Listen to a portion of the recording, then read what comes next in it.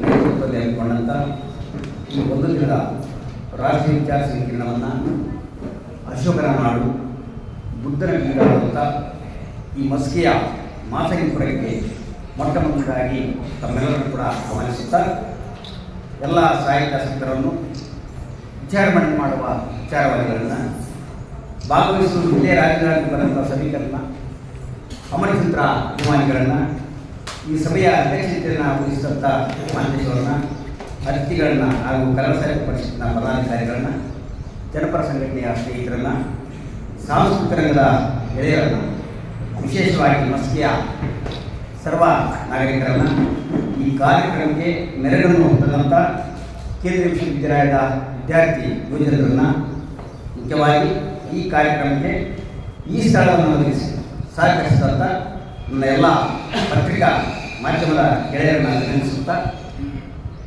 ನಾ ಕಂಡ ಜಂಬಣ್ಣ ಅಮರಚಿತ್ರ ಕುರಿತು ಒಂದೆರಡು ಅನಿಸಿಕೆಗಳನ್ನು ನಿಮ್ಮೊಡನೆ ಹಂಚಿಕೊಡ್ತೇನೆ.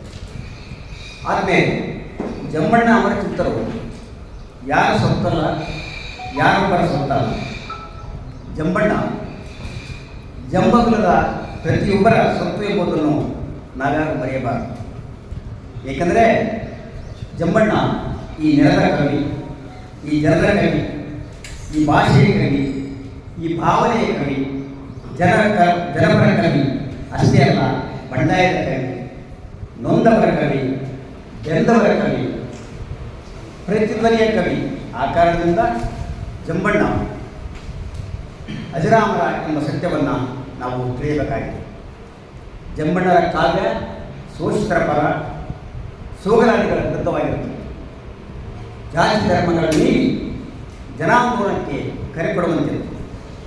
ಶೋಷಕರಿಗೆ ನಡುಕ, ಶೋಷಿತರ ಪರ ಕಡಕಲ ಮಾರ್ಗಿಸುವ ಜಂಬಣ್ಣರ ಸಾಹಿತ್ಯ, ಕವನ, ಕಾದಂಬರಿ, ಗಜಲ್ಗಳು ಪ್ರಶ್ನೆ ಮಾಡುವ ಪ್ರಶ್ನಾವಳಿಗಳಾಗಿ, ಉತ್ತರಿಸುವ ಉದಾಹರಣೆಗಳಾಗಿ ಮಾರ್ಪಡುತ್ತವೆ. ಆ ಕಾರಣಕ್ಕೆ 70 ಮತ್ತು 80ರ ದಶಕದ ದಲಿತ ಬಂಡಾಯ ಚಳವಳಿಯ ಒಡನಾಡಿಯಾದ ಜಂಬಣ್ಣವರು ಎಂದೂ ಕೂಡ ರಾಜಿಯಾಗದ ಬರಹಗಾರರಾಗಿ ಸಾಗಿದರು. ಸವಾಲುಗಳಿಗೆ ಸವಾಲಾಗಿ ಬರದಂತೆ ಬದುಕಿದ ಮಹಾಚೇತನ ನಮ್ಮ ಜಿಲ್ಲೆಯ ಅಮರಚಿತ್ರ.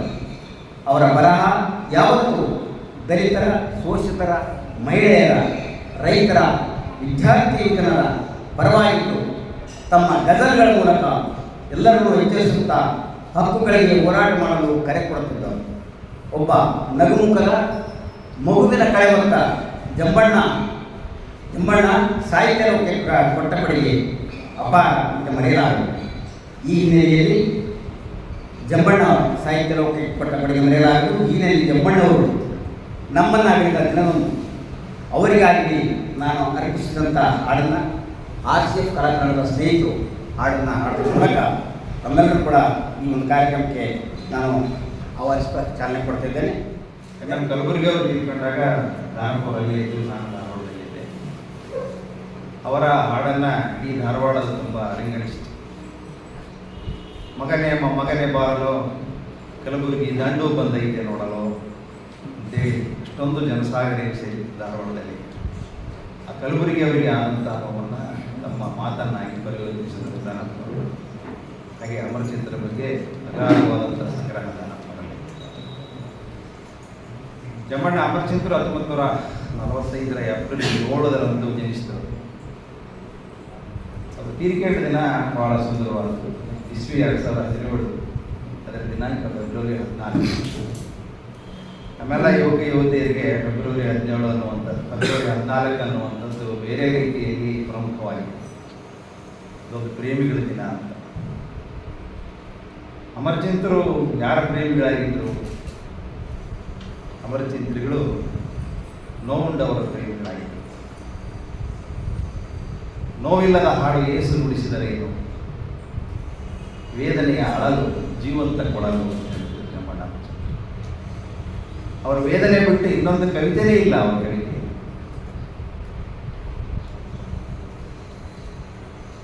ಬಿತ್ತುವ ಬೀಜ ನಿಮ್ಮ ಹೊರೆಯಲ್ಲಿ ಬೆಳೆಯೇಕೆ ಬರಲಿಲ್ಲವೆಂದು ನಮ್ಮನ್ನು ಕೇಳುತ್ತೀವಿ ಅಂತ ಜಂಬಣ್ಣ. ಈ ಉಳ್ಳವರು ಏನಾದ್ರಲ್ಲ, ಉಳ್ಳವ್ರ ಎಲ್ಲ ಬೀಜಗಳಿರಲ್ಲ. ಬಡವರು ಅವ್ರ ಬೀಜ ತಗೊಂಡು ಬಿತ್ತಿ ಬೆಳೆದ ಮೇಲೆ ಎಲ್ಲವನ್ನ ಬದುಕನ್ನು ನಡೆಯುವಂಥ ಸಾಗಿಸುವಂಥ ಕೆಲಸ ನಡೆಯುತ್ತೆ. ಯಾಕೆ ಬಿತ್ತಿಲ್ಲ ಅಂತ ನೀವು ಕೃಷಿಕರನ್ನ ಬಡವರನ್ನ ಕೇಳ್ತೀರಿ. ಅದಕ್ಕೆ ಜಮ್ಮಣ್ಣರು ಹೇಳ್ತಾರೆ, ಬಿತ್ತುವ ಬೀಜ ನಿಮ್ಮವರೆಗೆ, ನಿಮ್ಮ ಉಡಿಯಲ್ಲಿ ಬೆಳೆಯಕ್ಕೆ ಬರಲಿಲ್ಲ ಅಂತ ನಮ್ಮನ್ನು ಕೇಳುತ್ತೀವಿ ಅಂತ ನೋವುಳ್ಳವರ ಪರವಾಗಿದ್ದಂಥ ಜಮ್ಮಣ್ಣ ನಮ್ಮೆಲ್ಲರ ಜಂಬಕ್ಕೆ ಕಾರಣ. ಅವರು ರಾಯಚೂರನ್ನು ಕಾರಣಕ್ಕಾಗಿ ಜಂಬವಿಲ್ಲದ ಅಣ್ಣ ಜಂಬಣ್ಣ ಅಂತೇಳಿ ನಾಲ್ಕೂರೇನು ಹಾಡು ಬರೋದಲ್ಲ.